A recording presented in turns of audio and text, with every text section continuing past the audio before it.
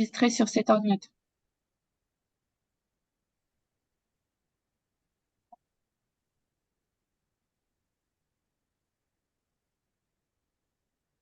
Et que je ne me trompe pas. Ah, vous avez le grand écran là, à nouveau. Oui, Donc c'est bon. Donc l'enregistrement est en cours. Alors, comme on est à mi-parcours, je me suis dit que c'était pas mal de faire un petit récapitulatif, mais vraiment rapide sur ce que vous aviez vu et de revenir un petit peu sur l'arbre de filiation de la vie aquatique. Alors, à la fin de ce cours, je vous enverrai ce petit arbre, mais simplement les parties qu'on a faites pour avoir un petit peu un résumé des différents termes que vous avez vus depuis la première séance sur les végétaux jusqu'à la séance d'aujourd'hui. Et aussi vous faire ce petit récapitulatif à mi-parcours, hein. Il y a aussi une raison, c'est que vous allez voir ce soir, en fait, j'ai changé l'ordre des cours tel qu'il était prévu pour que ça colle mieux avec l'arbre de filiation.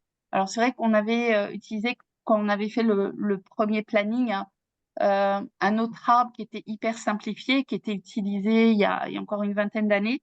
Et finalement, pour mieux coller à celui qui est utilisé maintenant par la commission environnement et bio subaquatique de la Fédé, en fait, on a changé un petit peu les cours. Alors, je vous dis pas tout de suite ce qu'on va faire ce soir, mais voilà, on revient un petit peu sur cette filiation de la vie aquatique. Alors, concerne que les eucaryotes, alors là aussi, je pourrais, si vous étiez en salle, si on était tous ensemble, ce que je ferais, eh ben, je vous poserais des petites questions et ce serait à vous de me répondre et me le dire. Mais là, avec les soucis d'écho et de transmission, en fait, je vais le faire pour vous et puis vous essayez de jouer un petit peu le jeu à la maison. Euh, Quelque part, ces termes qui sont un petit peu barbares, en fait, c'est un peu le vocabulaire de base que la commission environnement et bio subaquatique aimerait. Alors, pas forcément que vous maîtrisiez, vous n'avez pas à les connaître par cœur, vous n'avez pas à citer les mots que vous allez voir sur l'arbre, mais si vous les entendez, savoir à quoi ça correspond. Donc, ce qu'on avait vu au tout début, donc en fait, ça concerne uniquement les eucaryotes. Ce qu'on appelle eucaryotes, en fait, c'est tous les organismes vivants dont les cellules ont des noyaux. Et à l'heure actuelle, en fait, ils sont répartis dans 10 règnes. Le premier cours qu'on a fait ensemble était sur les végétaux. Et dans cet arbre de l'affiliation de la vie aquatique, en fait, vous avez à chaque branche de l'arbre, vous avez un terme clé, en fait, qui est le critère caractéristique du groupe animal. Alors, animal ou végétal. Et donc, pour les végétaux, ce qu'on appelle le critère exclusif, c'est la photosynthèse. Et alors, n'ayez pas peur de la diapositive suivante que je vous mets, je vous l'ai déjà montré, mais c'est simplement pour revenir dessus, euh, sur la complexité de ces règnes, c'est que les végétaux qui sont tous là, hein, ici, vous voyez qu'ils sont dans cette règne. Donc vous, tout ce que vous avez à retenir, c'est que les végétaux, maintenant, c'est pas seulement un seul groupe, ils sont explosés complètement. 7 groupes différents, vous en avez un ici, deuxième, un troisième, un quatrième, un cinquième, un sixième, un septième. C'est simplement ça que vous devez retenir, c'est que ils sont plus tous dans le même paquet, dans le même sac, dans la même case. C'est complètement explosé dans différentes cases. Et par contre, les animaux, ils sont tous réunis ici. Et ce que je vous avais dit qui était intéressant à retenir, c'est que finalement, on est dans la même classe que les champignons. Et donc, voilà, c'est simplement ça que vous devez retenir. Un schéma comme ça, vous le reverrez par la suite si vous continuez dans les formations bio.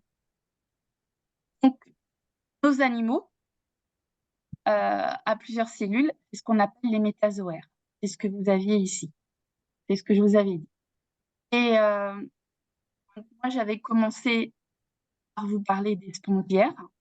qui était le groupe le plus simple, dont la caractéristique est une cellule particulière qu'on appelle le cholanotype qui va permettre de filtrer l'eau et de récupérer, en fait, enfin, en agitant un flagelle, de créer un mini-courant qui va faire rentrer l'eau à l'intérieur de l'éponge par ses orifices. Et puis cette eau va être filtrée, ce qui va permettre à l'animal à la fois d'extraire l'oxygène pour respirer, mais aussi de se nourrir. Et puis, ce que je vous avais dit, c'est que les éponges, elles avaient une particularité. C'est le seul groupe animal qui n'a pas de vrai tissu. Et tous les autres animaux ont ce qu'on appelle des vrais tissus. Qu'est-ce que c'était les vrais tissus? Ben, ça veut dire que vous avez des cellules qui sont différenciées. Vous allez avoir des organes, ce qui n'est pas le cas des éponges. Les éponges, du coup, comme elles n'ont pas de vrais tissus, on les appelle des parazoaires. Donc, en quelque sorte, des presque animaux. Alors, ce sont des animaux, mais un peu particuliers parce qu'ils n'ont pas de vrais tissus. Et tous les autres qui ont des vrais tissus, on les appelle les eumétazoaires. Ça veut dire les vrais animaux. Alors, c'est un peu curieux ce terme de vrai parce que les spongiaires, c'est des animaux aussi. Ce sont des vrais animaux. Mais voilà, c'est la petite distinction. Et là, Christophe a pris le relais, qui vous a fait un cours sur les cnidaires. Il vous a parlé aussi des cténophores. Donc, pour les cnidaires, si vous devez donner le critère exclusif, c'est les cnidocytes. Et je vous rappelle, donc, ce sont les cellules urticantes qui servent de mécanisme de défense pour tous les cnidaires, que ce soit des polypes simples, des polypes coloniaux ou des polypes planctoniques, qui peuvent être aussi simples comme les méduses ou qui peuvent être aussi des colonies. Les clinocytes qui servent donc à la défense et pour attraper les proies, et les cténophores qui eux ne sont pas urticants et dont le critère particulier, en fait, c'est le coloblaste, donc des cellules collantes. Alors, ces animaux qu'on vient de voir, ces groupes, les éponges, les cnidaires et les cténophores, ils ont une particularité.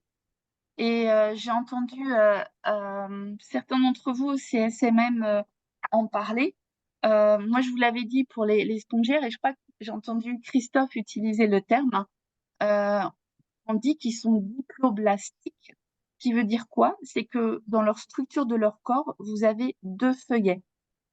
En fait, vous avez en quelque sorte un derme, une peau, enfin une épaisseur au contact de l'extérieur, qu'on va appeler l'ectoderme avec l'extérieur, et puis le feuillet interne qui va être l'endoderme. Et entre les deux, vous avez une espèce de matrice gélatineuse qui va avoir différents noms. Si c'est les spongiaires, on parlera de mésoïles. Si c'est les cnidaires, on parlera de mésoglées.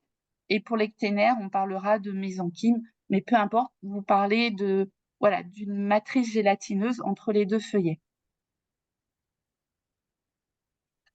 Les cnidaires et les cténophores, ce sont des animaux avec des vrais tissus, caractérisés par une structure avec deux feuillets. Deux feuillets, comme les éponges, qui n'ont pas de vrais tissus. Et puis après, vous avez tous les autres. Tous les autres, là aussi, Christophe a dû vous en parler, vous avez trois feuillets au lieu de deux, d'où le mot triploblastique. Donc, un feuillet externe qu'on appelle l'ectoderme, c'est pareil que pour les spongiaires, les cnidaires et les cténophores. Un feuillet interne qu'on appelle l'endoderme. Et entre les deux, vous avez quelque chose qui est beaucoup plus structuré parce que vous avez des vrais tissus. C'est ce qu'on appelle le méso, au milieu, le mésoderme. Et c'est là que vous allez trouver tous les organes. Et donc, ce qu'ils ont en plus de particulier, les triploblastiques, c'est qu'ils ont tous, absolument tous, y compris nous, parce que nous aussi, l'être humain, on est des eumétazoaires et des triploblastiques. Alors en fait, On le voit surtout au moment du développement des embryons, les 3 feuillets qui vont structurer, parce qu'après, en grandissant, en se développant, la structure de l'animal devient de plus en plus compliquée, donc on le voit moins bien. C'est vraiment dans les premiers stades de l'embryon. Et en fait, il y a une symétrie qui est bilatérale. Donc ça va être vraiment une caractéristique. Et les tout premiers eumétazoaires triploblastiques dont vous avez entendu parler. Alors, ah oui, j'ai oublié encore une chose. Bah, c'est pas. Ah oui.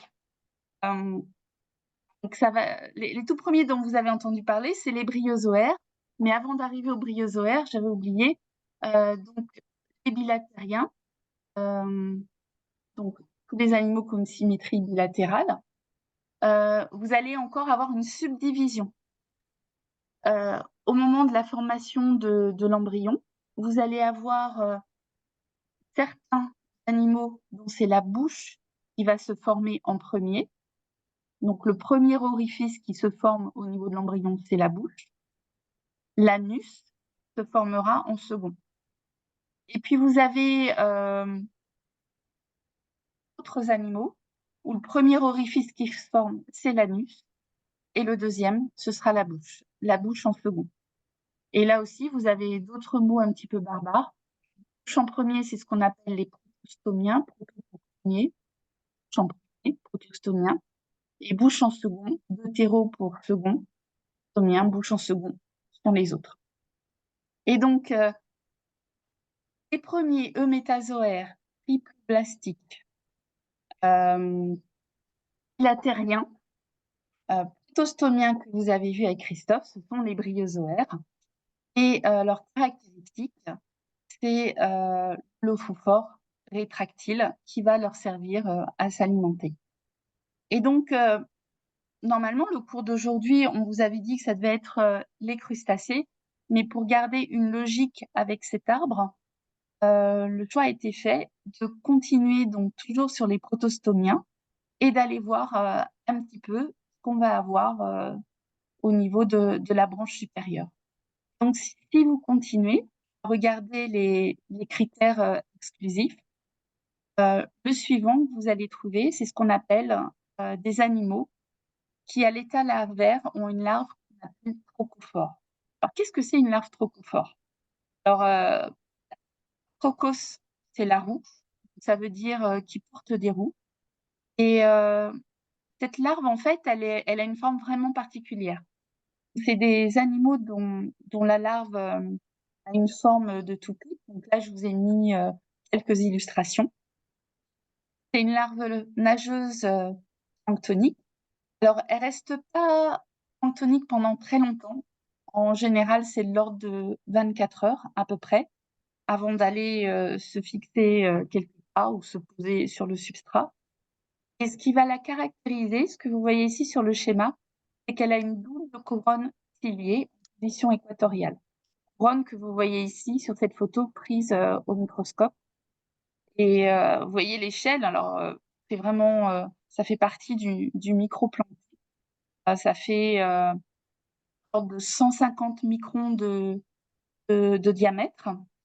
Et le fait d'avoir ces cils qui sont tout autour de la larve, c'est-à-dire qu'elle va tourner sur elle-même quand les cils s'agitent. D'où le nom qui lui a été donné, en fait, qui porte des roues. C'était l'impression des premières observations quand c'était fait au microscope optique, avant qu'on puisse utiliser des microscopes électroniques à balayage et voir vraiment tout le détail. Et ce que vous voyez, en fait, là, sur ce schéma, vous avez la bouche qui va être le premier trou qui va se former. Et puis plus tardivement, vous aurez la. Alors, cette larve que vous voyez ici, il va y avoir plusieurs groupes d'animaux qui vont la voir. Et cette photo, si je vous dis que c'est la larve d'une famille en fait qui s'appelle Aliotis, alors là, vous pouvez trouver vos micros. Si je vous dis Aliotis, à votre avis, l'animal adulte, c'est quoi? Ceux qui ont plongé en Bretagne ou Méditerranée. Le petit aspersa. Les haliotis. Vous donnez votre langue au chat? Bah, c'est leurs mots, Oui, simplement. Je vous vous en ai mis une photo ici. Et les ormeaux, c'est quoi? Bah, ce sont les mollusques, tout simplement. Donc, alors, tous n'auront pas forcément une larve de ce type-là. On verra ça quand on fera le cours sur les mollusques. Mais voilà, vous avez certains mollusques qui ont une larve trochophore. Donc, vous les trouverez ici, les mollusques. Et nous, ce qu'on va faire aujourd'hui, ben, on va faire dans l'ordre. On va plutôt regarder ce qu'il y a au-dessus. Et ce qu'il y a au-dessus, en fait, ce sont les vers marins. Donc, ceux que vous connaissez, ça va être principalement les vers plats, quoi qu'ils soient difficiles à observer dans la Caraïbe, et puis tout ce qui est annélidé, donc les vers tubicoles qu'on voit tout le temps à chaque fois. Donc, du coup, comme vous l'avez dit, ce soir, on ne va pas parler des crustacés, mais des vers marins. Donc là, je vous ai mis un exemple. Alors, les vers marins, c'est un groupe d'animaux qui est très hétérogène. Il y a plusieurs embranchements. Et vous avez Stephen Jay Gould, qui est un paléontologue américain qui a écrit, alors je sais pas, peut-être que certains d'entre vous, peut-être René, toi tu as lu des bouquins de Stephen Jay Gould, peut-être certains d'entre vous les ont vus. En fait, il a fait des super livres pour vulgariser un petit peu la, l'évolution, pas seulement l'évolution, mais la biologie de manière générale. Et alors lui, ce qui fait sourire, en fait, voilà, si vous l'écoutez, il vous dira, si vous tombez sur un organisme allongé et de symétrie bilatérale, et si vous ne savez pas ce dont il s'agit, dites simplement que c'est un ver. Alors, c'est pas tout à fait faux, c'est très simplifié, et oui, on pourrait garder ça un petit peu en tête. Alors, peut-être que vous me citerez des contre-exemples en réfléchissant. Et donc, qu'est-ce que ça va être un ver? Je vous ai mis dans la diapositive suivante, si je fais vite un petit retour en arrière. En fait, ce qui va caractériser un ver, bah, vous allez prendre sur ce schéma tous les termes qu'on a vus. Ça va être des animaux qui sont eucaryotes, cellules à noyau, plusieurs cellules avec des vrais tissus, donc des métazoaires, des triploblastiques avec 3 feuillets, symétrie bilatérale, protostomiens dont la bouche se forme au premier, et caractérisé par une lave trochophore. Donc, c'est ce que vous avez ici. Selon la classification actuelle, tous les vers ont les points communs suivants: cellules à noyau, eucaryotes, animaux pluricellulaires, métazoaires, vrais tissus, donc ce qui veut dire que vous avez présence d'organes due à la présence du troisième feuillet, qui est compris entre le feuillet externe l'ectoderme et le feuillet interne l'endoderme, donc le mésoderme. Donc ce sont des œufs métazoaires triploblastiques. Symétrie bilatérale, animaux bilatéraliens.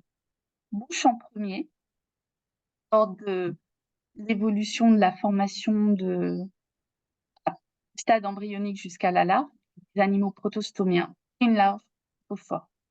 Ça, c'est vraiment le point commun. Tous vos vers, quels qu'ils soient, que ce soit des vers marins, des vers terrestres, des vers d'eau douce, que ce soit des animaux libres rampants ou des animaux fixés. C'est leur point commun. Et ensuite, qu'est-ce qu'ils vont avoir d'autre en plus comme point commun? C'est qu'ils vont avoir une région antérieure différenciée.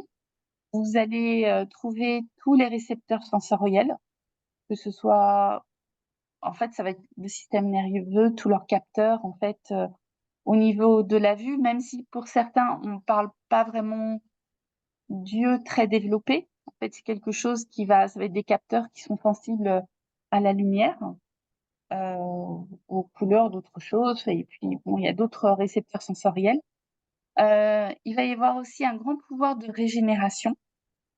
On verra ça tout à l'heure, notamment pour ce qui est des vers plats. Et ce qu'ils vont avoir, ah désolé, il y a une faute d'orthographe. C'est une musculature qui va être longitudinale, donc dans le sens de l'allongement du corps de l'animal, et circulaire qui va permettre des mouvements.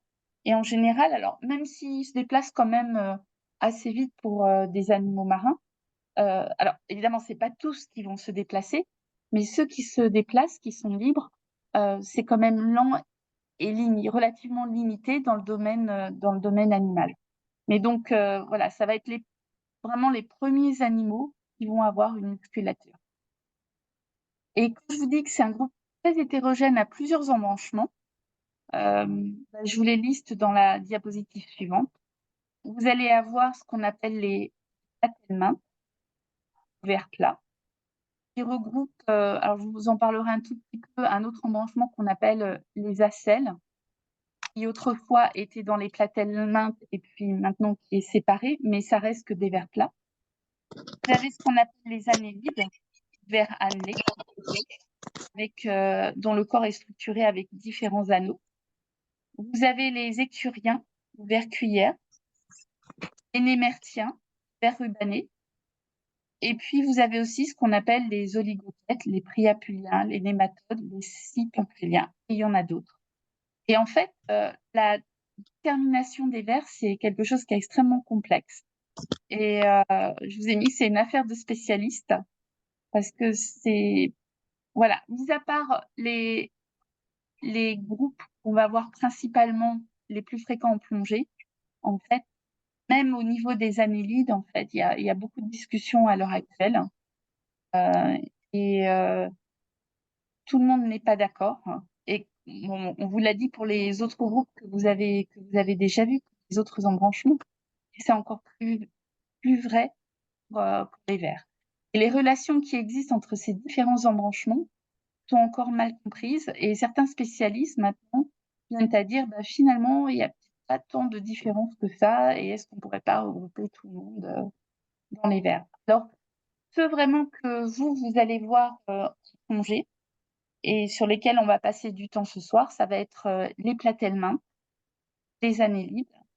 Et je vous parlerai un petit peu aussi des écuriens, vers cuillère, et vous verrez aussi pourquoi vers cuillère. En fait, quand on parle de vers plat, vers annelé, vers cuillère, vers rubané, c'est vraiment en lien avec leur forme.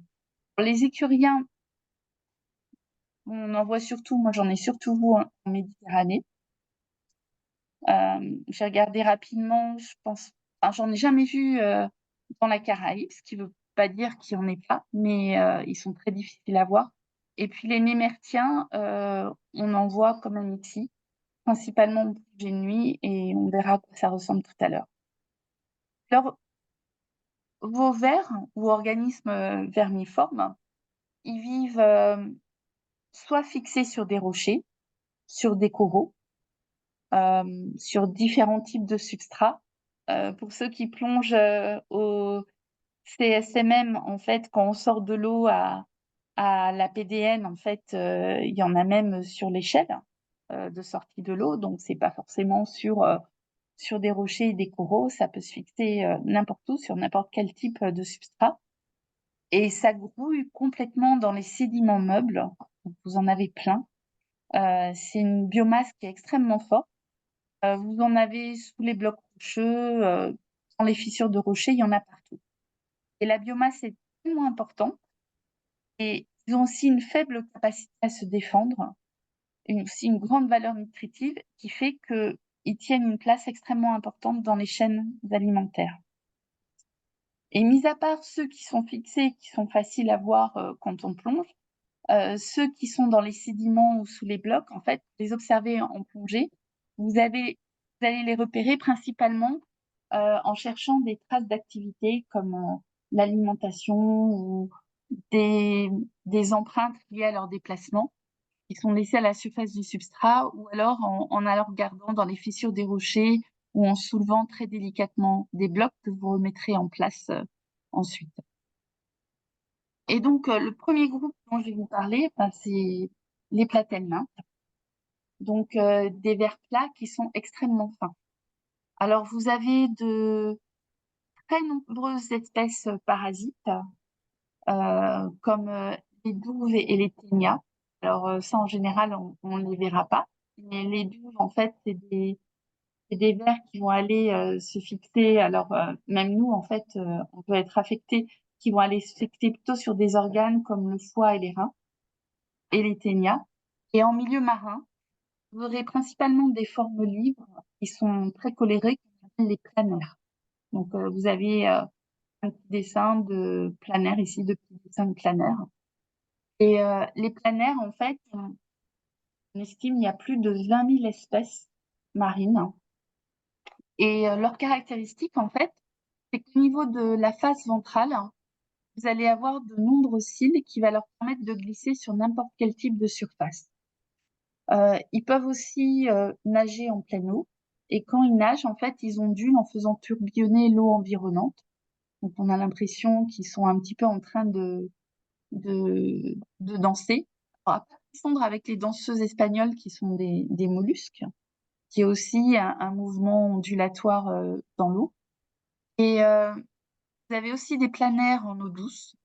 En général, ils sont plus difficiles à voir parce qu'ils sont très ternes et, et donc ils se confondent vraiment avec le substrat et ils sont la plupart du temps aussi cachés sous des pierres et on les voit très difficilement. Et puis vous avez quelques espèces terrestres aussi. Alors je vous ai mis voilà, quelques photos de planaires. Alors en voici un. Alors ça, c'est une espèce que vous allez rencontrer en Méditerranée. Et typiquement, la taille va être de 2-3 centimètres. Alors, une caractéristique des planaires, des plaintelmates de manière générale, c'est que ce sont des vers qui sont non segmentés. Le corps est d'un seul tenant, il est complètement aplati et il va renfermer des organes, notamment tubes digestifs et appareil génital. Donc, voilà, c'est des organismes qui sont beaucoup plus élaborés que ceux que vous avez vus jusqu'à maintenant. En général, ils sont hermaphrodites. Donc, il n'y a pas d'animaux femelles, d'animaux mâles. En fait, ils sont hermaphrodites. La bouche est située sur la face ventrale. Donc, une photo comme celle-ci, vous n'allez pas voir la bouche. C'est situé sur la face ventrale. Et en fait, elle va être située à l'extrémité d'une courte trompe qui est située à peu près au milieu du corps. Donc, ça partirait en fait près d'ici, vers le milieu. Vous allez avoir une trompe et la bouche sera située à l'extrémité. Vous avez des yeux rudimentaires. Alors, voilà, en fait, ça leur permet de voir la lumière. Et là, sur cette photo, je ne sais pas si vous voyez, il y a deux petits points noirs. C'est plutôt des taches qui vont permettre de détecter les variations lumineuses. Ils sont extrêmement voraces. Alors, ils sont principalement des détritivores, mais ils vont aussi se nourrir de micro-organismes unicellulaires et puis de vers petits et de tout petits crustacés. Oui, et j'ai oublié de vous retirer quelques phrases que vous retrouvez de la diapositive précédente. Alors, juste pour vous montrer à quoi ressemble l'intérieur d'un platelminthe. Alors, quand on vous dit c'est extrêmement fin, je ne sais pas si vous en avez déjà vu, mais certains, en fait, c'est l'épaisseur d'une feuille de papier à cigarette. C'est extrêmement fragile, donc à ne pas manipuler, bien sûr. Et dans cette épaisseur extrêmement fine, vous allez trouver tous ces organes que vous voyez ici. Donc, non seulement, alors, vous avez ici la tête avec des taches oculaires, vous avez un système nerveux avec un cerveau, et donc un nerf qui va nourrir l'animal depuis ce qui serait sa tête jusqu'à la fin. Et donc, vous allez avoir des ovaires et aussi un pénis. Et alors, bien qu'ils soient capables de s'auto-féconder, en fait, ils vont quand même, en fait, quand vous allez avoir deux planaires, ils vont se féconder mutuellement, ce qui va permettre aussi bah, d'éviter d'avoir une dégénérescence au niveau des gènes. Et donc, voilà, un planaire va avoir ses ovules fécondés par les spermatozoïdes d'un autre planaire, et pendant qu'il fait ça, il va lui-même féconder les ovules de l'autre planaire qui est en train de lui donner des spermatozoïdes. Et Est-ce que donc, je peux poser une vas-y, question? vas-y. À quoi correspond ce qui est noté atriopore? Alors, l'atriopore, en fait, ça va être une cavité, un peu, enfin un atrium, quoi, une cavité par lequel, en fait, ça va, il va y avoir les cellules, en fait, qui vont stagner. Alors, en fait, dans l'atriopore, il va y avoir, j'essaie de, c'est ce qui va servir, en fait, à l'autofécondation. Donc ici, tu as ton ovaire et donc il va y avoir des ovules qui vont pouvoir Oui. arriver dans cet atriopore. Puis, comme il y a le pénis qui est ici, il va y avoir les spermatozoïdes et ça va servir un peu à l'autofécondation. Oui, c'est un genre de Mais voilà, réceptacle. c'est un réceptacle en quelque sorte. Alors, c'est vrai que moi, j'ai pas trop prévu là de vous parler des modes de reproduction des vers. Ça, c'est plutôt quelque chose qu'on regardera au niveau du PB2. En fait, on aura des sujets transverses comme la nutrition, la fécondation, enfin la reproduction, ces choses-là. Et ce qu'on prendra, c'est des exemples dans les différents groupes pour vous montrer la diversité des différents mécanismes, que ce soit de reproduction ou de nutrition. Mais voilà, la triopore, c'est ça. Alors, c'est vrai, bon, je m'excuse, ça va faire rire Roger et Marie-Jo qui savent que j'ai passé 10 heures aujourd'hui pour vous faire ce PowerPoint et j'ai pas eu le temps de simplifier cette image, mais c'est pas grave, comme ça permet, ça vous permet de poser des questions et puis anticiper un petit peu sur ce qu'on fera par la suite. Et donc, tout à l'heure, je vous disais que les platelmintes, en fait, vous avez une grande diversité de couleurs. Je vous ai montré celui-ci qui est orange. Et je vous montre un autre exemple, alors là aussi de Méditerranée.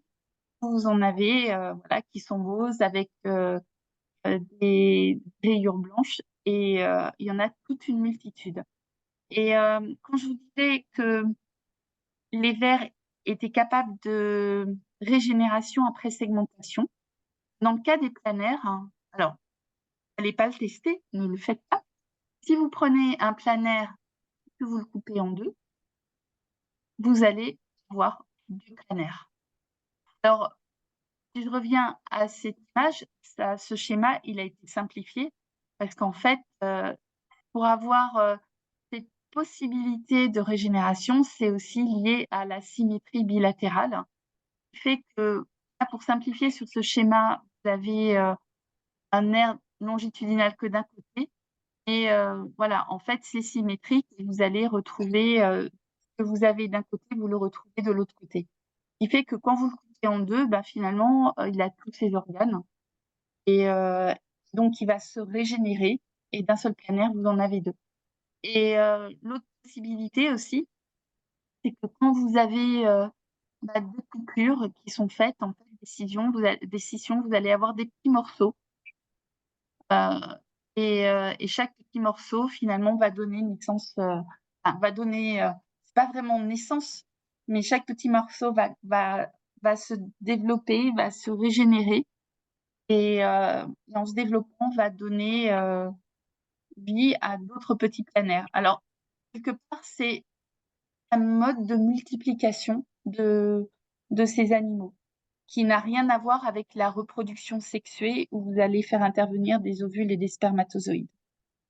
Donc, les planaires peuvent se multiplier aussi simplement par régénération après fragmentation. C'est une petite particularité quand même qui, même si on ne parle pas de reproduction ou de multiplication, en fait, ça c'est une caractéristique des vers qui est intéressante à citer.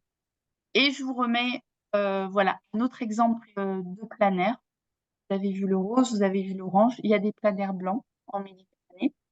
Et puis, vous en avez d'autres qui sont un peu particuliers aussi, où il y a des excroissances sur leur dos. Alors là aussi, il faudra aller creuser un petit peu pour voir leur rôle. Mais ce ne sont pas des, limaces de mer, ce sont bien des planaires. Et là, je vous montre quand même une espèce, alors c'est assez rare, mais qu'on trouve dans la Caraïbe, où là, forcément, dans les eaux tropicales, en fait, vous avez des couleurs qui sont fantastiques.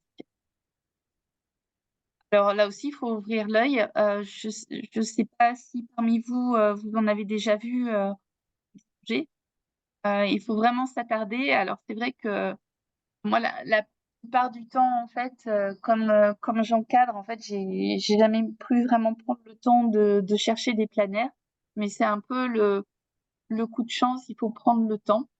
Bon, je ne sais pas si Lynn, qui est là, et Isabelle, si vous en avez vu. Isabelle, je crois qu'elle a des jolies photos de planaires. Lynn, je ne sais pas. Alors, je crois que comme il y a des problèmes de micro, je regarde sur... Alors, moi, je ne peux pas regarder le chat vraiment pendant que je vous fais le partage d'écran. Donc, du coup, je mets le WhatsApp sur mon téléphone pour voir si vous me mettez des commentaires. Mais voilà, c'est à chercher. Et en fait, vous avez la taille. Alors, c'est sûr que dans les eaux tropicales, ils sont un peu plus grands. Un planaire coloré comme ça, vous avez... Là, il est en train de se déplacer sur du corail. C'est de l'ordre de plusieurs centimètres. Donc, celui-là, on peut pas le rater. On doit pouvoir le voir. Autre famille de vers plats, qui pendant très longtemps a été inclus dans les plats Tellman, ce sont les acelles. Alors, il y a 2 orthographes différentes. C'est une lignée maintenant qui est considérée complètement à part, et il y aurait 400 espèces à peu près. Et ils ont été séparés, c'est que en fait, ils sont considérés comme étant moins évolués que les platelmin. Et leur ancêtre, on pense, il est très proche du premier animal à avoir acquis la symétrie bilatérale, à avoir acquis une différence entre l'avant et l'arrière, donc ce qu'on appelle la céphalisation, c'est-à-dire que vous allez avoir une tête et puis un arrière, une face ventrale, une face dorsale, puis le mésoderme, ce fameux 3e feuillet embryonnaire. Et le celome, pour en revenir à la question que tu posais tout à l'heure, c'est l'espèce d'atrium, si je reviens vite fait en arrière, que tu disais l'atriopore, en fait, la cavité, ça aussi, c'est un autre nom, en fait, qu'on appelle le celome. Et en ce sens, il constituerait finalement nos plus lointains ancêtres. Enfin, le plus lointain ancêtre commun qu'auraient tous les animaux avec que ce soit les vers, les mollusques, les mammifères, etc. Et je vous montre juste un exemple, et il me semble avoir entendu Isabelle en parler un jour, il y a longtemps. Et là, je vous ai mis un exemple qu'on trouve dans la Caraïbe. Alors, il faut vraiment prendre le temps de regarder parce que c'est minuscule. Voilà, toutes ces petites taches un peu orangées, ce sont des acelles. Donc, ce sont des vers extrêmement plats. Ils sont vraiment tout petits. Là, c'est sur un corail. Et la taille, en fait, là, c'est vraiment grossi parce qu'ils font même pas 1 millimètre. Donc, voilà, si sur un corail ou sur une anémone, vous voyez des petites taches, ce qui ressemble à des petites taches extrêmement plates, je dis, c'est quoi? C'est bizarre. Il y a pas forcément une répartition homogène qui pourrait faire penser à une caractéristique du cnidaire. Il se peut que ce soit des vers plats, des aisselles.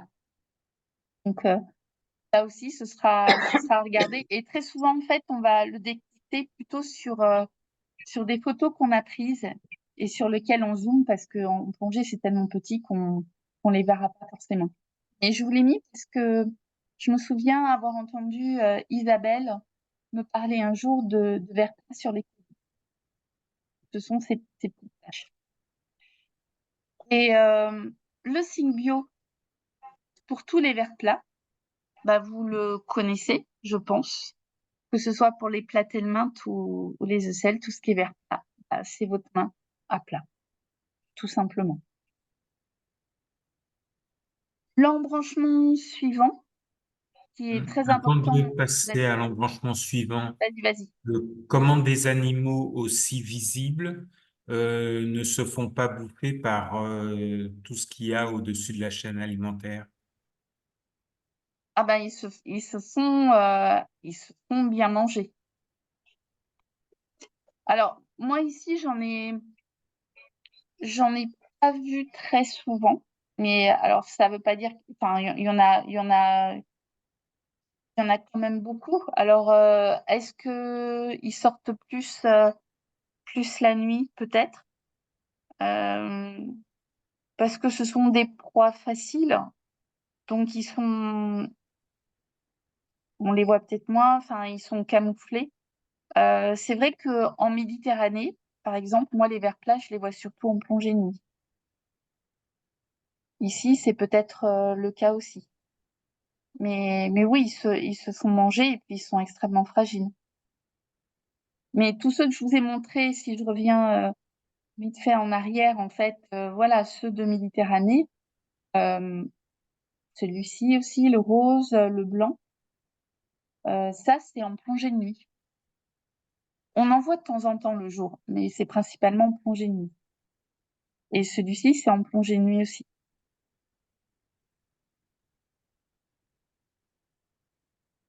Et par contre, Merci. la question pour les ocelles, on pourrait se dire que ça pourrait être mangé aussi par les polypes des coraux. Alors, je sais pas, il doit y avoir une association quelque part. Là aussi, vous allez avoir au mois de juin un cours sur... voilà, j'ai un petit message de ligne sur WhatsApp qui dit que oui, Isabelle est la spécialiste de sel. Oui, c'est bien ce que je pensais. Et donc là, il y a une association. Voilà, on en reparlera quand on fera le cours sur les associations pour les animaux fin juin. Donc, vers plat, la main à plat, tout simplement. Embranchement suivant, ce sont les annélides. Alors, vous verrez, on dit annélide ou annélidés ou vers annelés. Vers annelés, pourquoi? Parce que ce sont des vers segmentés. Leur corps présente des anneaux successifs. Alors là, c'est un petit schéma tout simple. Et ces anneaux, on les appelle segments ou métamères. Donc, ça, c'est un mot qui est important, métamère. Je vous remettrai tout à l'heure l'arbre de la filiation subaquatique.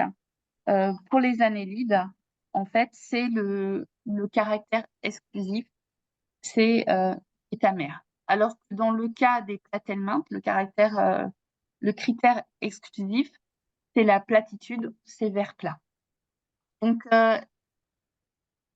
les annélidés, ils ont un corps cylindrique formé d'une succession d'anneaux que vous voyez ici. Et au niveau du corps, le point important, c'est que les anneaux sont tous semblables.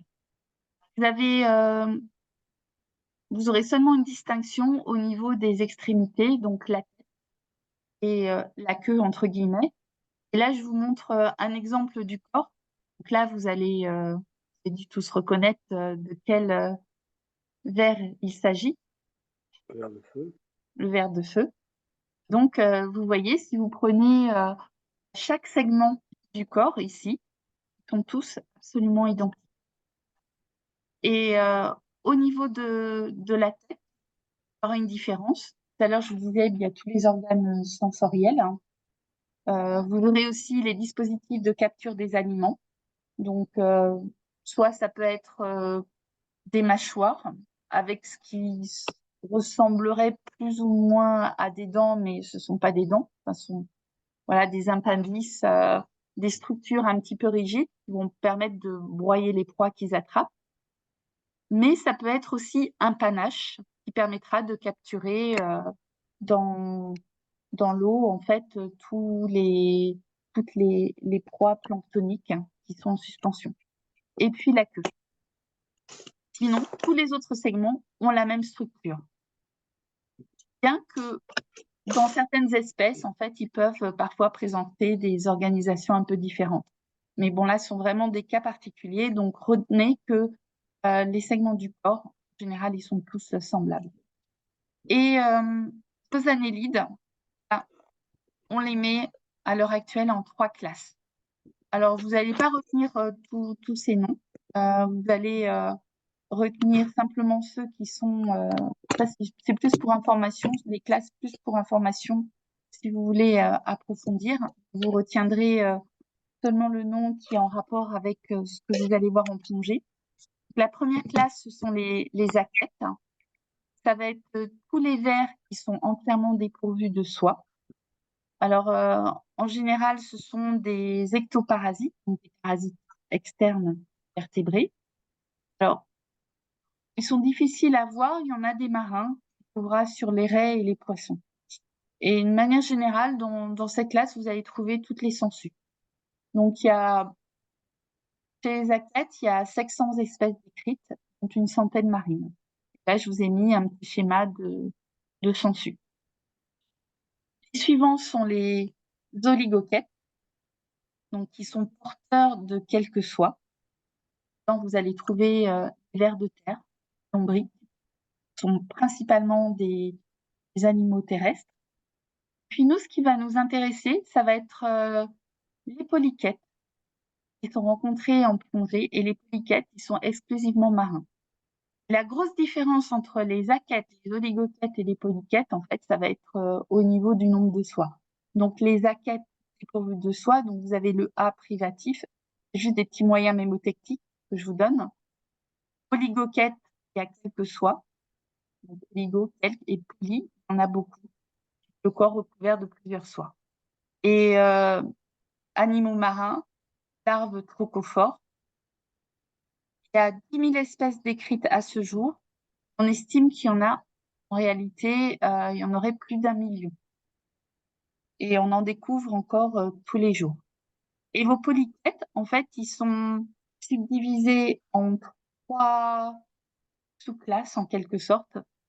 Bien que, à l'heure actuelle, maintenant, beaucoup de scientifiques se disent, même si c'est logique de les séparer, en fait, ça devrait être la même classe. On ne devrait pas faire de subdivision, mais ils ont des comportements différents.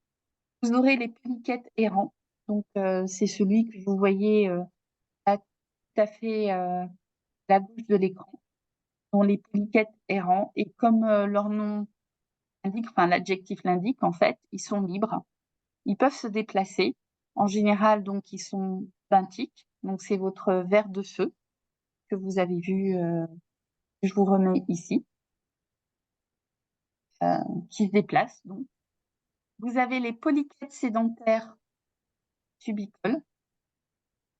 Un exemple ici, par exemple le spirographe ou les cercles. Plein d'espèces différentes. Donc, dont le corps de l'animal, en fait, est caché dans un tube. Et eux sont fixés sur le substrat. Et puis, vous avez les polyquettes sédentaires, fuisseurs, qui vivent enterrés dans le sédiment. Donc là aussi, vous ne verrez pas le corps de l'animal. Alors, les polyquettes, là, je vous ai mis, pour les polyquettes errants, je vous ai mis une coupe, une tranche, en fait, un segment. Et on voit, si vous regardez, vous faites attention.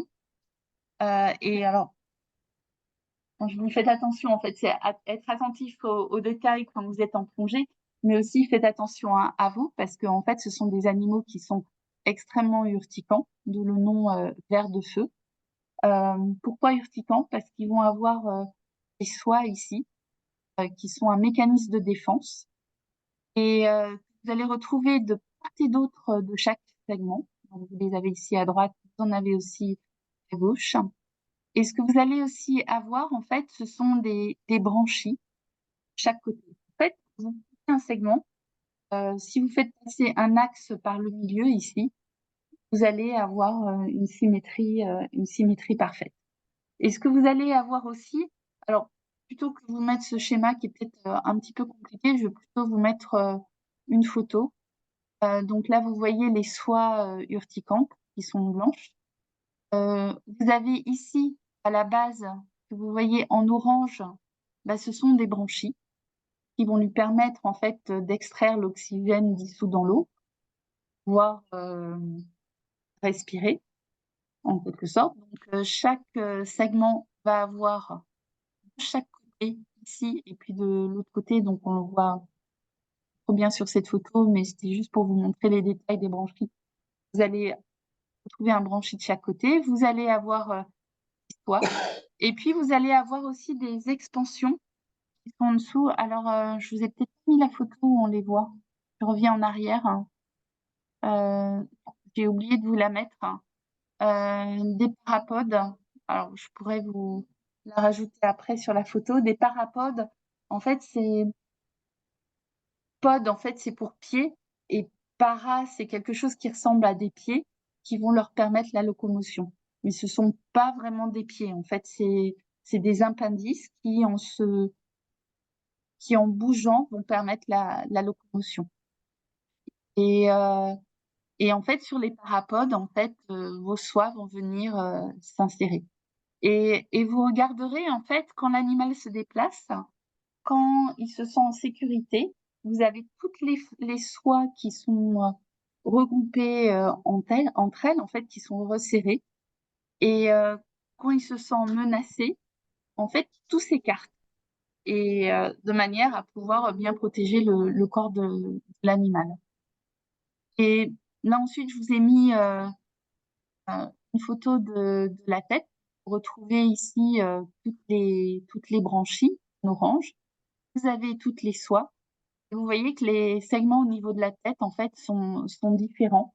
Ce que vous voyez là, en fait, alors, ça correspond à des antennes. Et donc, c'est très difficile de regarder le détail de la tête de ces animaux parce que c'est vrai qu'en tant que plongeur, fait attention de ne pas toucher les soies parce qu'elles sont très, très urticantes. Et du coup, là, je vous ai mis en fonction des espèces de polychètes errantes, en fait, différents types de têtes. Donc, vous avez différents types de mâchoires ou de denticules cornées en fonction de l'espèce, et c'est ce qui permet de les déterminer. Et vous avez des trompes qui sont plus ou moins longues. Et c'est ça qui va permettre de les distinguer. Ça va jusqu'à maintenant? Oui, c'est parfait. Oui, oui, ça va. Oui, Ok. merci. Et donc, vos polychètes errants, alors là, je vous avais remis, mais bon, voilà, on va passer très vite parce que je vous ai déjà dit à partir des photos. Leur segmentation, elle est, si vous voyez ce terme homonome, ça veut dire que les segments du corps sont pratiquement identiques sur toute la longueur. Et donc, ce sont des animaux prédateurs qui vont aller chasser. Et quand vous les voyez se déplacer sur le substrat ou sur... voilà, le substrat, ça peut être sur la roche, ça peut être sur le sable, ça peut être sur d'autres animaux coloniaux comme des coraux. Ils chassent leurs proies, ce sont des chasseurs, et plutôt des carnassiers. Donc voilà. Alors maintenant, les polychètes sédentaires, eux, à la différence des polychètes errants, leur segmentation est hétéronome. Ça veut dire qu'elle va varier d'une extrémité à l'autre du ver, donc depuis sa queue que vous avez ici jusqu'à la tête. Et cette variation, elle est due au mode de vie, que ce soit cuisseur enfoui dans le sédiment. Alors, je dis dans le sédiment, mais ça peut être aussi dans des anfractuosités de la roche. Ça peut être aussi le corps enfoui dans des trous de coraux, ça on en a tous vu, ou alors dans un tube qui est fabriqué par le ver lui-même. Et ceux qui vivent dans le sédiment, vous avez différents types de galeries. Là aussi, ça va dépendre de l'espèce. Donc, vous avez des galeries qui sont en forme de J, en forme de U ou en forme de Y. Donc, vous avez une très grande diversité de l'habitat qui se fabrique eux-mêmes. Et ceux qui vivent dans le sédiment, en fait, quand ils fabriquent leur galerie, en fait, ils vont aspirer le sédiment, en quelque sorte séparer ce qu'ils ne peuvent pas consommer, donc ce qui est le sable, et le rejeter par l'anus, et puis conserver inutilement les nutriments qui sont dedans. Et d'autres, en fait, comme je vous l'ai dit, les tubicales, ils vont fabriquer un tube qui va être plus ou moins grand, plus ou moins solide. Parfois, c'est constitué uniquement de mucus. Parfois, vous avez des débris divers. Ça peut être des petits morceaux de sable, des petits morceaux de coquilles qu'ils ont piqués ailleurs. Ou alors, ça peut être carrément un tube calcaire qu'ils vont en quelque sorte fabriquer eux-mêmes, en fait, sécréter. Et de ce tube, en fait, vont émerger un panache de branchies. Alors, ça peut être un panache ou deux panaches. Donc, vous avez, par exemple, certaines espèces qu'on appelle les bispires, où vous allez avoir deux branchies. Ça peut être aussi des tentacules pour certaines espèces qui sont très souvent colorées, qui servent à la fois à la respiration et à la nutrition. Et là, je vous ai mis juste quelques photos pour vous montrer la diversité. Et au cours des plongées, on pourra en revenir. Donc là, c'est ce qu'on appelle des serpules.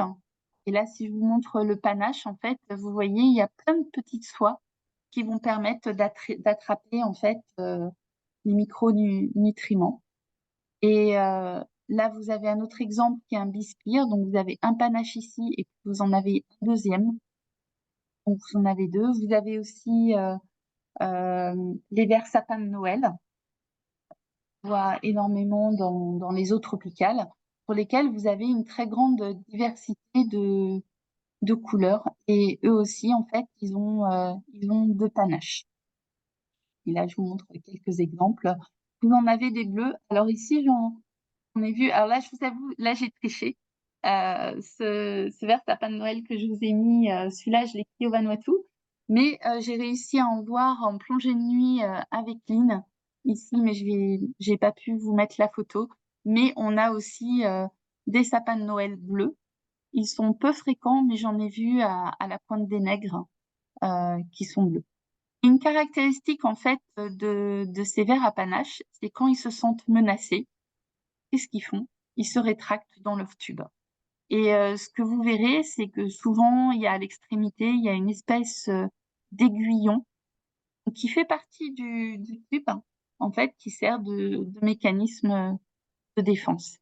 Et là, vous voyez que pour ce ver, en fait, lui, il est dans un tube qui fait partie du corail. Donc, mais vous aurez des vers sapins de Noël, pas seulement sur des coraux, vous en verrez fixés à d'autres endroits. Et puis là, je vous montre un autre exemple. Alors ça, c'est en Méditerranée. Donc, c'est un spirographe et il va sécréter son tube. Donc, c'est un mélange de plein de choses. Donc, de mucus et il y aura du sable, il y aura des particules. Et là, sur le tube, vous voyez, il y a aussi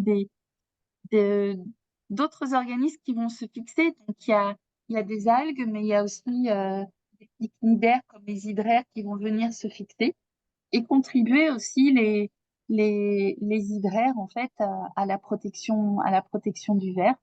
Et le corps du ver est caché à l'intérieur de ce tube.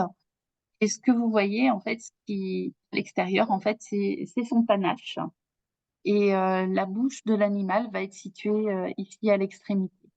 Et donc, le panache, en fait, va attraper les aliments. Je vous montre un autre exemple ici de panache. Et là aussi, sur le corps du ver, en fait, vous voyez, il y a des hydraires, donc qui font partie des cnidaires, mais vous avez aussi des algues qui vont se fixer. Et puis voilà, donc je vous montre quelques autres exemples. Donc ici, une serpule dans les eaux tropicales. Donc, si vous voulez bien les voir, il faut que vous approchiez tout doucement. Alors, ou alors, il faut être très patient. Alors, ils ressortent très vite. En fait, quand ils ont peur, ils se réfugient, ils se rétractent dans leur tube. Mais finalement, si vous passez 1 ou 2 minutes, vous allez les voir sortir. Et vous êtes en position.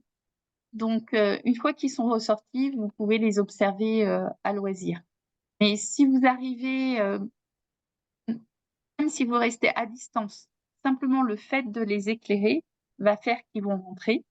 Et puis forcément, avec le mouvement de l'eau que vous créez en vous approchant, ça va les faire aussi entrer dans leur tube. Donc, si vous voulez les observer, vous vous positionnez tranquillement, vous les éclairez, et puis vous attendez qu'ils ressortent. Et là, vous pouvez les observer à loisir. Et là, je vous ai remis aussi un exemple. Donc, si vous allez les trouver dans les éponges, en fait, ils vont utiliser les trous d'éponge comme abri pour.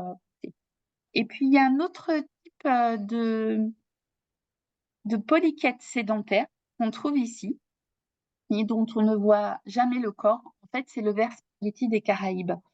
Et lui, il n'a pas vraiment un panache, mais ça fait partie quand même des polychètes sédentaires. Donc, ce sont ces espèces de filaments. Et là, la photo que je vous ai mis, alors le corps de l'animal est aussi dans une éponge. Vous voyez, vous reconnaissez l'éponge derrière avec tous les petits trous. Et quand vous plongez, vous voyez plein de vers blancs qui sont complètement étalés. Et quand vous les effleurez avec vos doigts ou sans nécessairement les effleurer, mais vous faites un petit mouvement d'eau, vous allez voir ces filaments blancs qui vont se rétracter. Et si vous les suivez, vous voyez qu'ils sortent tous d'un trou. Et tout ça, ça correspond à un ver, donc qui s'appelle la Polynie, ou Polynia de son petit nom. Et il y en a dans toutes les mers du globe, en Méditerranée aussi, ces filaments blancs. Et en général, on ne voit jamais le corps de l'animal. Et ces filaments, en fait, ça lui sert, c'est pareil, à faire des échanges gazeux avec l'eau pour respirer, mais aussi à attraper ses aliments. Il va amener au niveau de la bouche qui est située juste au niveau de l'orifice où il est. Alors, les polychètes errants et sédentaires, alors même si la division semble logique quelque part, parce que les errants, ils sont mobiles, les sédentaires, ils sont fixés, que ce soit dans le sédiment, dans des anfractuosités, dans des trous d'éponge. Là, en fait, de plus en plus, maintenant, au niveau de la systématique, on considère qu'on devrait plutôt les mettre dans le même groupe. Et pour le moment, la scission errant et sédentaire est conservée parce que ça semble logique et c'est plus pratique. Donc, d'un côté, vous avez les polychètes vous allez avoir les vers de feu. Donc, ce sont les principaux, mais il y en a d'autres. Mais nous, ici, dans la Caraïbe, ça va être surtout les vers de feu. Et puis, de l'autre côté, on va mettre tous ceux qui sont fixés. Alors, les annélides, qu'ils soient errants ou sédentaires, on va utiliser le même signe qui a été développé pour les fixer. Et ça, vous le connaissez. Vous prenez votre main. Vous avez vos doigts dépliés. Vous levez votre main en l'air et vous la faites pivoter. Et en la laissant pivoter, en fait, vous la ramenez en arrière. Alors, si j'arrête le partage, peut-être que je mette ma vidéo. Je ne sais pas si vous allez me voir. Alors, attendez. Je ne me vois pas super bien. Tu Voilà, apparais. si je fais, voilà, j'apparais. Si vous voyez ma main, le signe, c'est ça que vous rentrez. Est-ce que... Attendez, j'essaye de m'écarter, de voir ma main. Vous voyez ma main? Voilà. Ah non, attendez, c'est dur avec la caméra. Voilà, j'ai ma main, vous la tournez et hop, vous rentrez. C'est le signe pour les vers. Alors, c'est pas très pratique. Enfin, voilà. Je le fais au ralenti. Hop, je descends. Alors, je vais arrêter la vidéo et je refais le partage d'écran. C'est un peu risqué ce que je suis en train de vous faire. Voilà, l'écran de partager. Voilà, c'est bon, vous avez de nouveau l'écran. Tout à fait. Voilà. Donc ça, ce sont les vers plats et les annélides sont ceux que vous allez principalement rencontrer en plongée. Et puis, il y en a un autre groupe qui est intéressant. Alors, pour ceux d'entre vous qui iront plonger en Méditerranée, ce qu'on aime bien, c'est ce qu'on appelle les écuriens. Et je suis en train de réaliser en faisant cours, j'ai oublié, je voulais vous faire apparaître le texte au fur et à mesure et j'ai oublié de faire l'animation. C'est pas grave.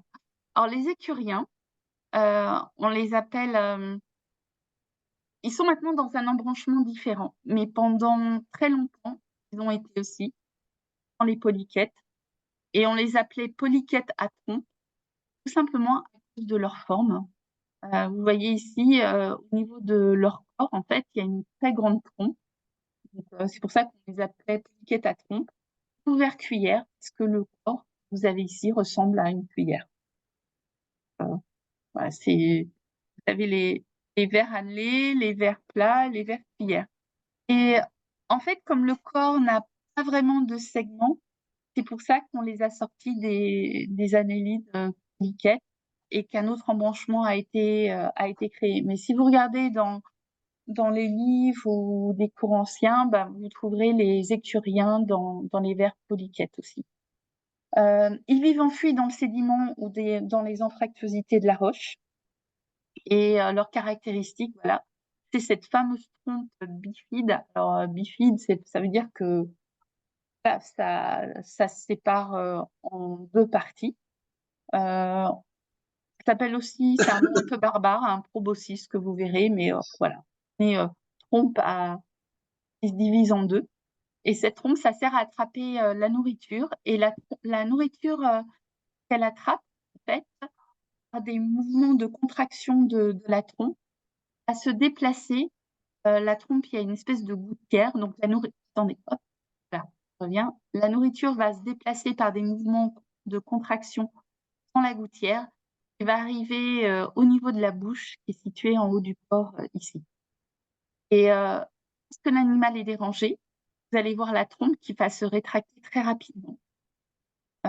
Et en général, ce que vous voyez, c'est la gouttière avec l'extrémité. Alors, ça peut être très long. L'animal qui est vraiment emblématique de ce groupe s'appelle la bonellie. Alors, la bonellie verte, vous la voyez principalement en Méditerranée, on en voit partout. On trouve des bonellies aussi sous les tropiques. Moi, je n'en ai pas vu encore, mais maintenant que je sais qu'il y en a, je vais garder l'œil ouvert.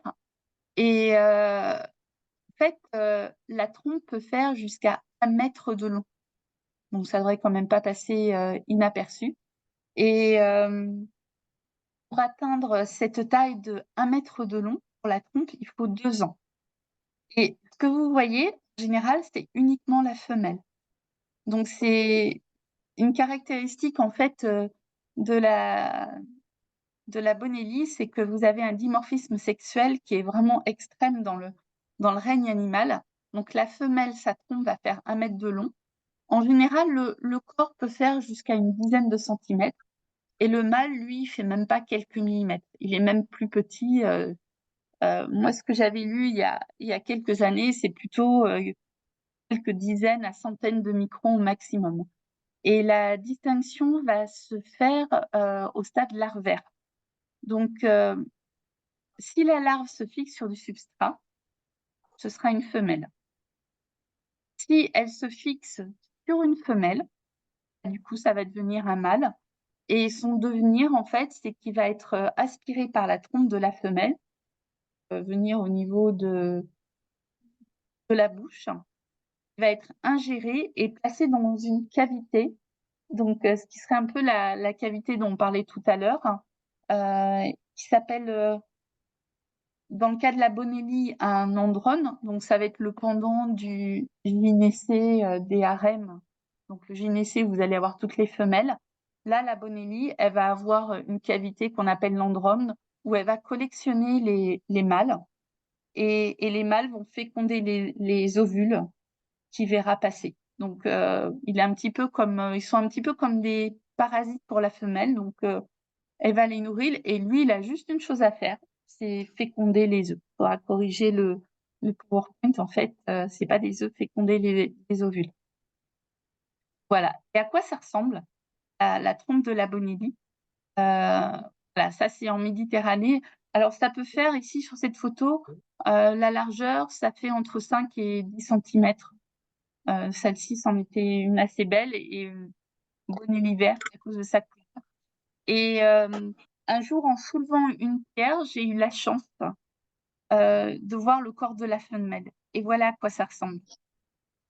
et j'en ai vu qu'une seule fois dans ma vie. Et bon, après, j'ai remis le caillou. Et c'est parce que voilà, vous aviez la trompe qui dépassait. Et comme il y avait un caillou qui était soulevable, ça a été l'occasion de le voir. D'habitude, c'est plutôt dans les anfractuosités de roche. Et là, vous voyez que sa trompe a été rétractée. Mais voilà, c'est cette partie-là. Ça se contracte, alors ça s'enroule sur soi. Ça fait jusqu'à 1 mètre de long. Et le corps de la femelle que vous avez ici peut faire la dizaine de centimètres. Donc voilà pour ce groupe d'animaux. Alors je ne sais pas si certains d'entre vous en ont vu ici, mais il y a des espèces tropicales donc qui seront cherchées. Le groupe suivant, et ce sera le dernier sur lequel je vais passer du temps, qu'on peut voir dans les tropiques. Et moi, j'en ai vu pour la première fois de ma vie. Alors, si, j'en avais vu en Bretagne, mais les tout premiers que j'ai vus ici, c'était une plongée avec Lynn à la Pointe des Nègres. Ce sont les démers, vers rubanés.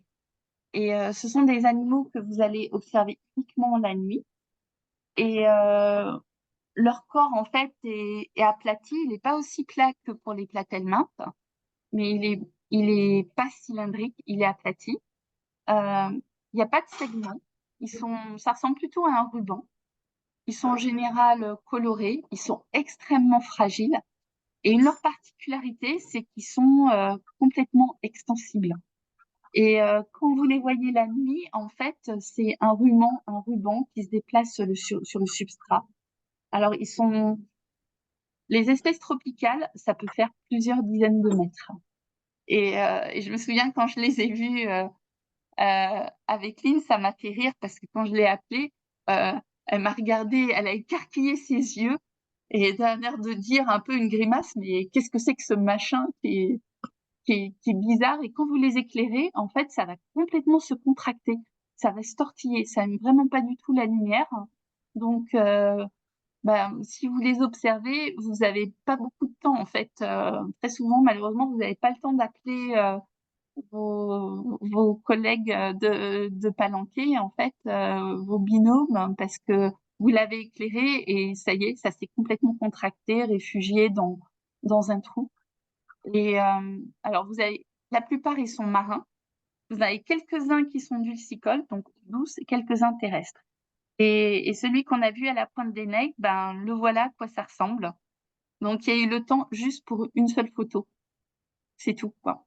Vous le voyez, c'est quoi ce machin qui se déplace? Je sais plus sa taille, mais ouais, tout le corps n'était pas visible. Là, il y a la tête ici, et puis le reste du corps ça sortait d'un rocher. Donc, il devait faire pas loin de 2 mètres de long. Il y avait plus d'1 mètre sur le rocher. Et puis voilà, dès que c'est éclairé, ça s'enroule sur lui-même. Alors vous voyez, c'est quand même plat. C'est ce que je vous disais, ça ressemble à un ruban. Et dès que vous l'éclairez, voilà, c'est quasiment instantané. Ça s'entortille, ça se contracte et ça va aller se réfugier. Et là, vous voyez, ça passe dans le trou. Alors, en fait, il était là, complètement étalé, en train de se déplacer. Et tout s'est entortillé et il est allé se réfugier. Vous apercevez un petit bout ici. Et là, c'est la tête que vous pouvez voir. Alors, on ne distingue pas les taches oculaires ici, mais voilà, ça ressemble à ça. Et ça, c'était sur une plongée nuit. Et une semaine plus tard, on en a vu un autre. Et vous voyez, il n'a pas aimé la lumière non plus. Il s'est complètement recroquevillé, entortillé. Et on les voit jamais de jour, en principe. Donc, ce sont les némertes. Et enfin, pour finir, alors vous avez d'autres vers subaquatiques que je vous avais mentionnés au tout début, d'autres embranchements, où là, je ne vais pas passer de temps parce qu'en général, on ne les voit pas. Ce sont des vers fuxeurs qui vont se nourrir en ingérant et en filtrant le sable. Ils sont exclusivement marins. Là, je vous ai mis un schéma pour vous montrer à quoi ça ressemble. Donc, ils sont pas vraiment sympathiques, on peut dire. Donc là, c'est les priapuliens. Et vous verrez, alors vous imaginez si je faisais passer un trait là, ben, il n'y a que la bouche qui sort. Et là, ce sont ce qu'on appelle les sipinclulia.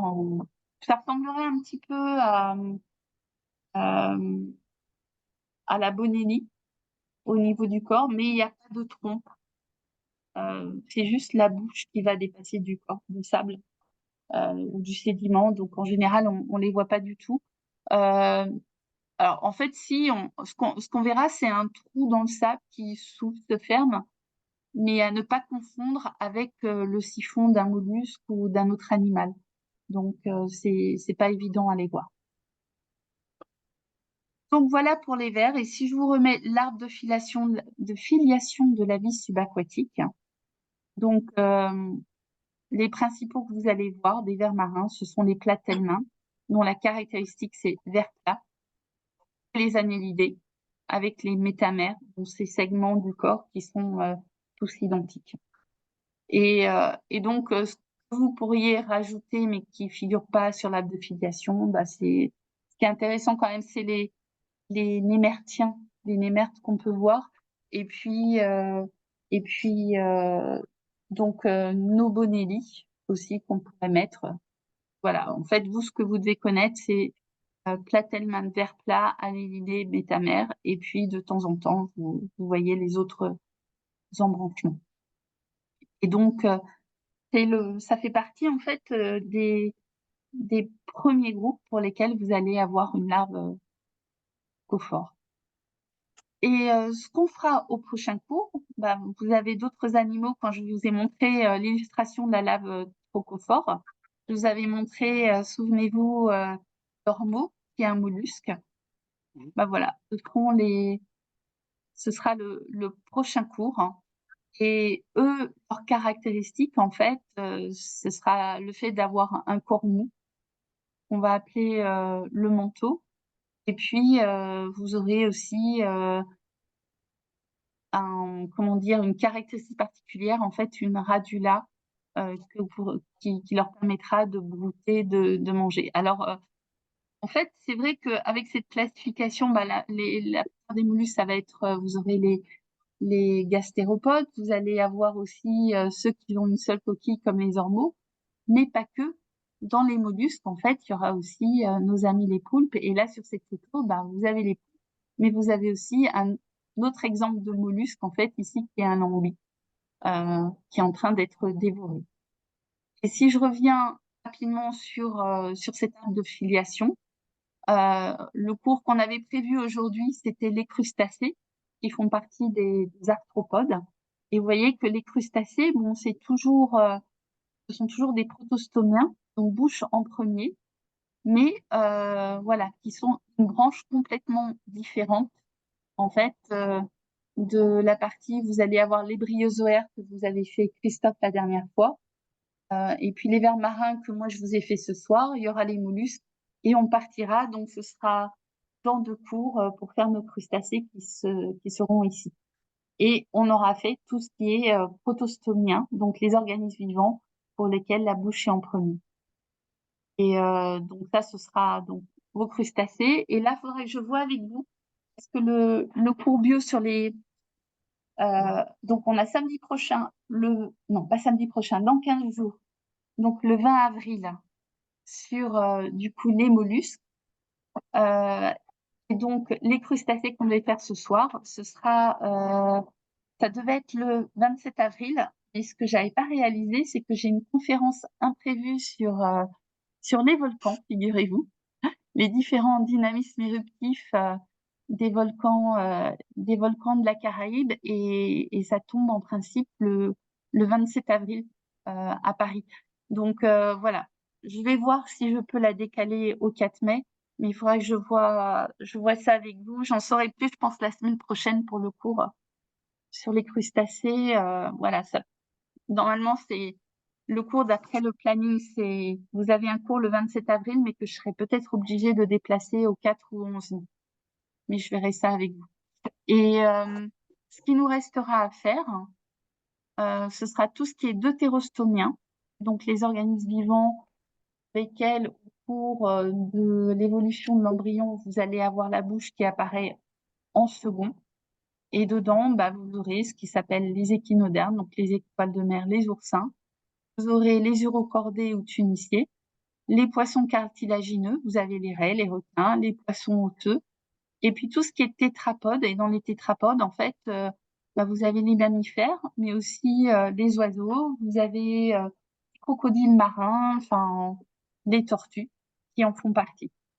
Et là, ce que je vais faire ce soir, puisqu'on a fait ce cours, alors pour pas que ce soit trop compliqué, quoique en fait, je pourrais vous l'envoyer tel quel, parce que j'avais pensé vous envoyer juste là où on s'était arrêté.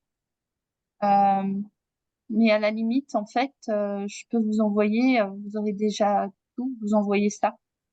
Ouais. Et par contre, ce qui sera à compléter, ce seront les caractères exclusifs et les différentes branches ici. Mais comme ça vous fait un petit résumé. Et ce que j'avais envie de faire aussi, j'y ai pensé cet après-midi, c'était vous faire un petit lexique avec les différents mots, un petit résumé, eucaryote, métazoaire, etc., quoi. Anne-Marie, je peux poser une question? Vas-y, Chris. Dans ce que tu as mis là, que nous allons voir, tu n'as pas mis les tuniciers. Ils sont Ça va être... les urocordés. Mhm. Alors en Ah, fait, d'accord. je vous ai mis urocordés parce que c'est le terme utilisé par la Fédé. Mais voilà, Ah, d'accord. je corrigerai. Je mettrai entre parenthèses tunicier en dessous, je rajouterai. D'accord. Comme arthropode, en fait, c'est le terme qu'ils utilisent, mais c'est les crustacés. Donc oui, j'ai des petites modifications à faire encore. Non, mais il n'y a pas de souci. Parce que dans les Ouais. arthropodes, en fait, c'est le terme générique. Alors nous, ce qui nous intéresse, c'est les crustacés, mais il y a les insectes, mais Oui. qui sont pas marins. Mais voilà. Donc voilà, et j'avais Ok, envie de m'arrêter là ce soir, si Eh ben, cela merci. vous convient. Merci. Non, merci à vous. Merci Anne-Marie. Merci Anne-Marie. C'est Merci, Anne-Marie. merci à Merci vous Anne-Marie. merci à vous d'être là. Je vais arrêter Merci. l'enregistrement. Ok.